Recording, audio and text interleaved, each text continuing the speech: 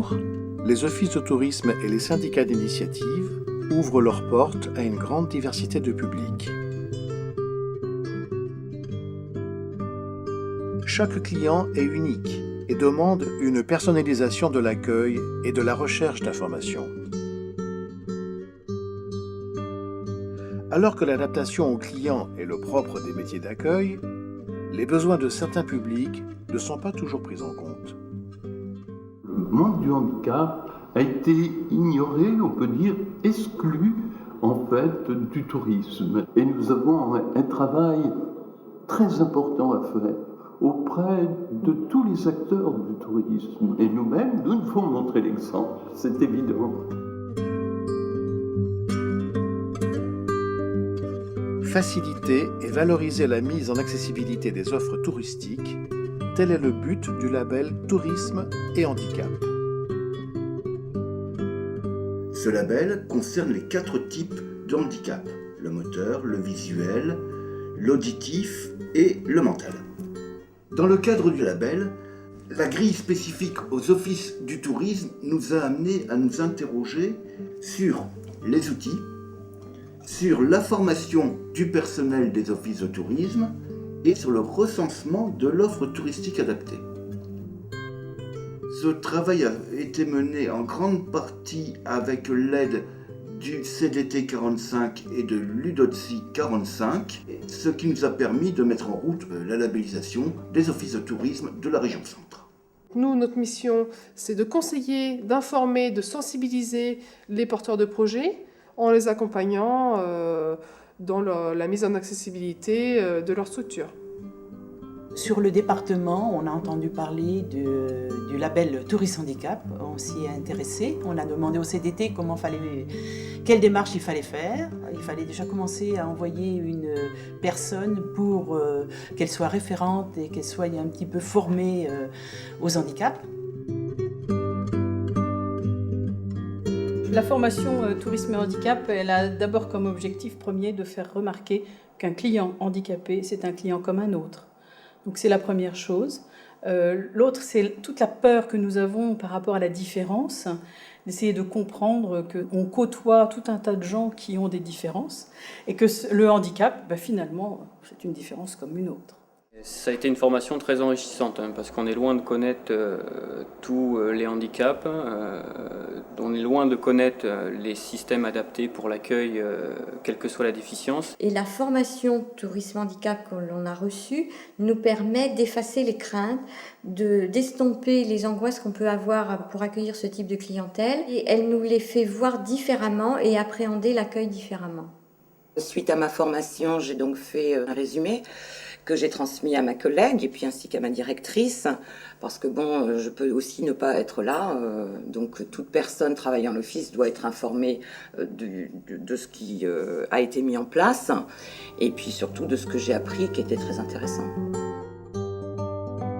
L'objectif aussi d'un stage comme celui-là, c'est de comprendre qu'on ne peut pas préjuger, nous, personnes valides, de ce que peut faire ou ne peut pas faire une personne handicapée. Donc j'insiste, moi, personnellement, beaucoup sur l'information, la fiabilité de l'information. Donc, dans les offices de tourisme, leur travail premier, c'est de donner aux personnes une information qui leur permet de savoir si oui ou non ils peuvent venir visiter cette région ou séjourner dans tel ou tel lieu. Est-ce que le musée des Beaux-Arts à Tours, est-ce que pour des personnes qui ont du mal à marcher, Est-ce qu'il est accessible? C'est oui. une très bonne question, je vais vérifier.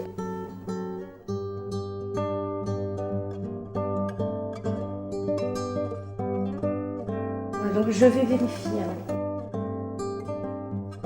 Nous avons créé des classeurs permettant aux personnes handicapées d'avoir accès donc aux sites qui peuvent les accueillir. Donc nous avons eu recours en fait aux associations APF. Nous avons aussi fait des classeurs pour permettre en fait aux personnes handicapées d'avoir accès et de pouvoir consulter les différents hébergements. Dans cette démarche de labellisation, nous avons eu un souci de mettre en forme et donc avec des caractères arial, donc un certain nombre d'informations générales et pratiques, et sur le patrimoine châtillonnais. Donc l'offre pour les publics handicapés avec déficience, les différentes déficiences, et aussi pour tout public. Donc aussi nous avons recensé donc les transports adaptés sur le secteur, donc à savoir les véhicules équipés, qui peuvent prendre en charge donc les fauteuils électriques.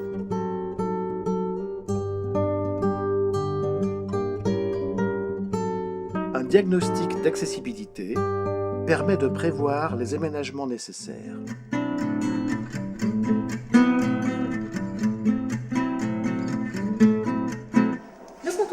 Est-il immédiatement repérable? Moi, je dirais oui. S'il est juste en face de la porte, il doit se repérer. Peut-on se rapprocher pour les lire entre 5 et 25 cm? Aux toilettes, oui. Oui, mais non. Sont-ils de couleur contrastée par rapport à leur support? Oui. Contrasté. Existe-t-il une signalétique?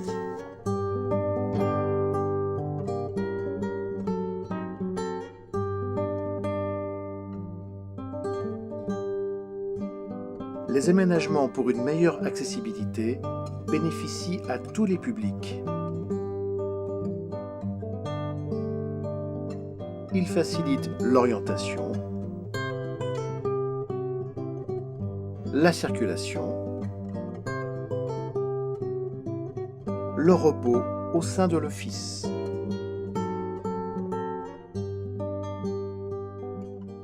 Pour arriver à l'office, nous avons surbaissé le trottoir, sans quoi ils ne peuvent pas passer. Et nous avons aussi aménagé un système pour, quand ils arrivent, par exemple, ils ne pouvaient pas sonner. Alors là, la conseillère en séjour se déplace pour aller ouvrir et faire la circulation dans l'office du tourisme.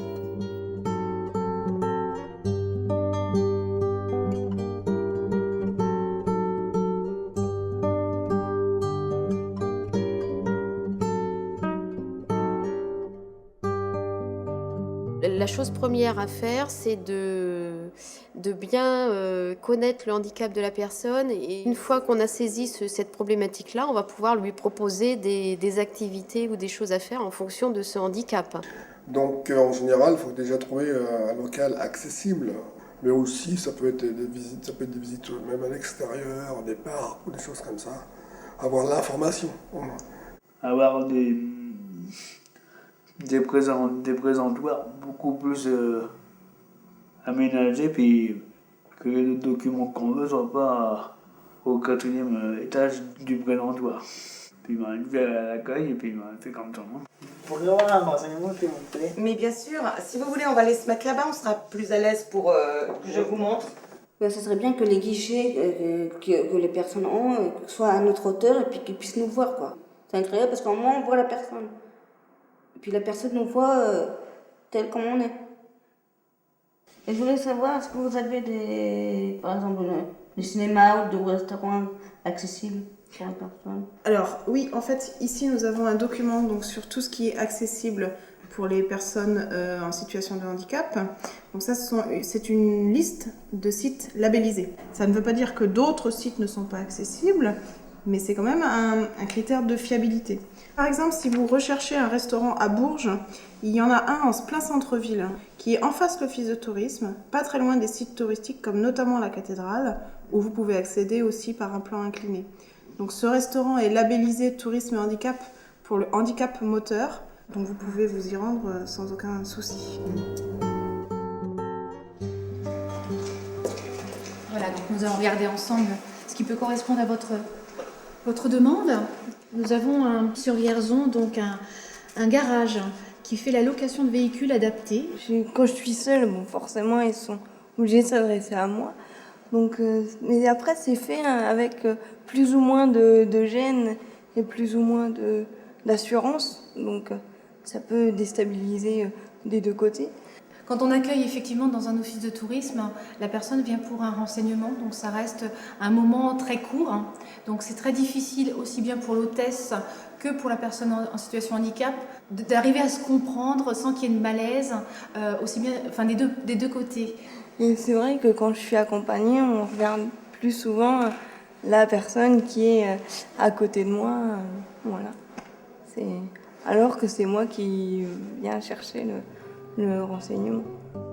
C'est que la personne n'osent pas nous aborder pour nous parler.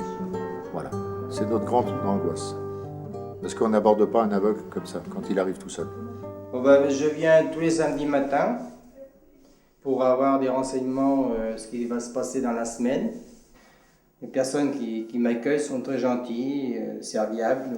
Alors, vous voulez le petit programme des manifestations? Oui, comme d'habitude. Alors. L'information doit être adaptée à chaque client. Ainsi, des supports sonores et tactiles correspondent parfaitement aux besoins des personnes aveugles.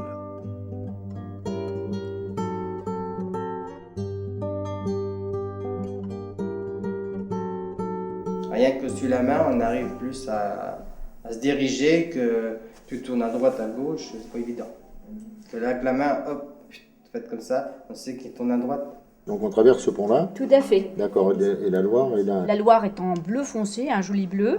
Voilà. Et puis les autres artères sont semi-importantes, sont en jaune. Voilà. Parce que pour nous, ce qui est important, c'est le braille. Oui, et bien pour sûr. la personne de basse vision, c'est aussi la distinction des couleurs. Les personnes malvoyantes apprécieront des supports visuels adaptés.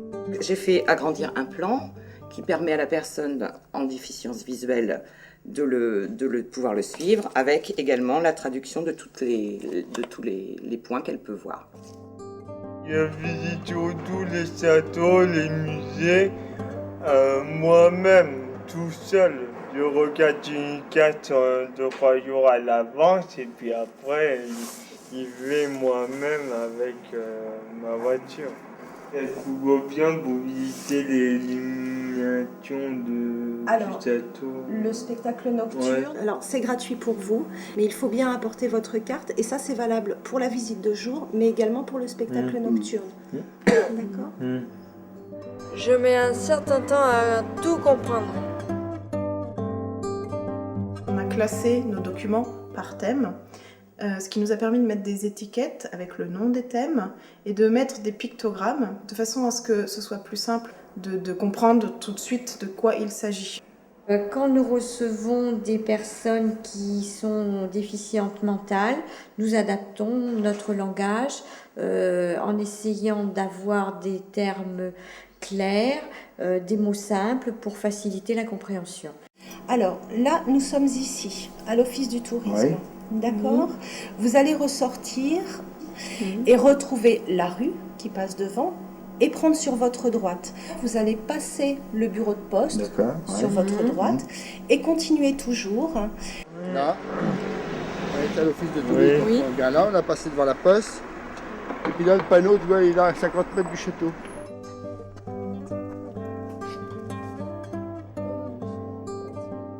Il y a beaucoup il y a des résonances. Je suis perdue. Parce que ça brouille l'audition. Quand on a des personnes en situation de handicap auditif, il faut tout de suite penser à avoir le stylo et le crayon.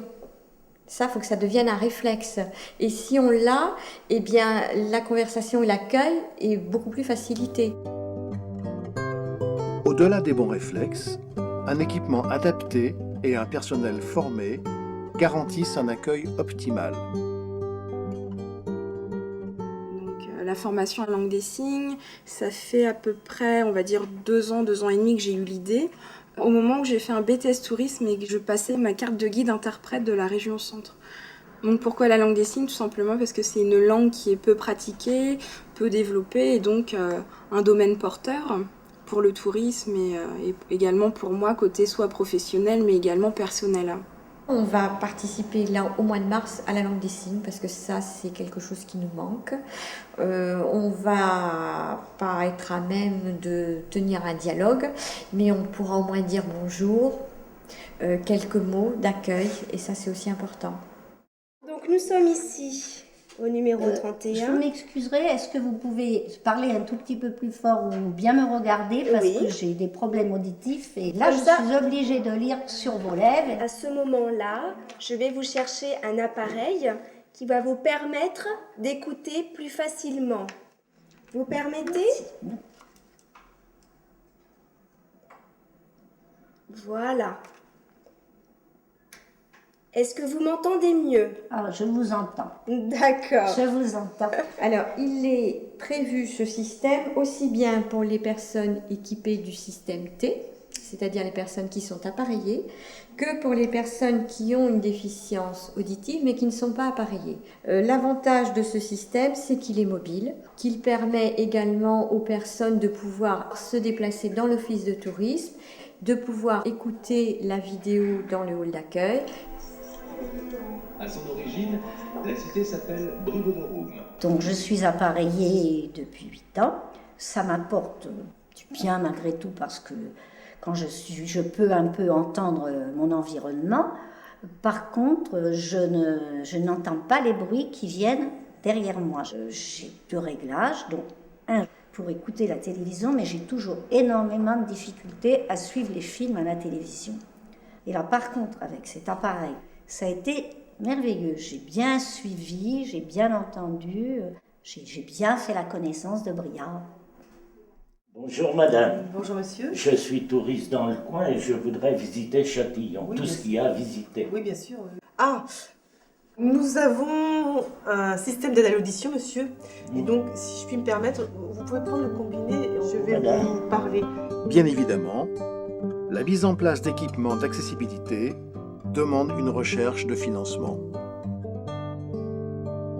Donc, qui nous a aidés? Bien sûr, le Conseil général qui nous a toujours suivis, le CDT, la Direction départementale de tourisme, la Direction régionale de tourisme, et puis nous avons eu un contact avec la Fondation de la Caisse d'épargne, qui elle nous a octroyé un très très beau chèque et qui nous a permis de presque financer la totalité des boucles magnétiques, ce qui était quand même quelque chose d'important pour les offices. S'il n'y a pas d'appareil, là c'est pas possible. Pas possible. À moins qu'il y ait un miracle que le bon Dieu me donne. Mais ou sans ça, il n'y a pas de solution. Hein. Pas de solution. Donc, vous m'entendez là? Ah oui, là je vous entends mieux. Très bien? Très bien même. Je suis très étonné d'ailleurs parce qu'avec tous les examens qu'on peut passer, on vous dit souvent « Ah ben on va vous améliorer, mais on ne peut pas... » Mais là vraiment, on est dans un autre monde.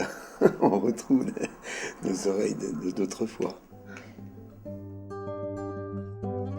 Penser l'accueil des personnes handicapées, c'est également prendre en compte leurs besoins lors des événements organisés par l'Office du tourisme. Le maître mot, je pense en tant que guide, encore plus sur un groupe de personnes en situation de handicap, c'est l'adaptation. Pour moi, ça coule de source et je trouve ça tellement agréable d'avoir des groupes de personnes handicapées qui, malheureusement, suite à leur handicap, sont privées de tellement de choses au niveau culturel. Je me dis, mais si je leur fais plaisir quelques heures, c'est déjà ça de gagner. Et pour elles et pour moi, c'est un enrichissement personnel qui est vraiment hors du commun, quoi. Voilà. Je pense qu'il faut qu'on se prépare à recevoir ces personnes parce qu'on ne peut pas les laisser de côté. Il faut qu'ils viennent nous voir, il faut qu'on leur propose des visites adaptées à leur déficience. Le but d'un office de tourisme, c'est d'accueillir le plus correctement possible toutes les personnes.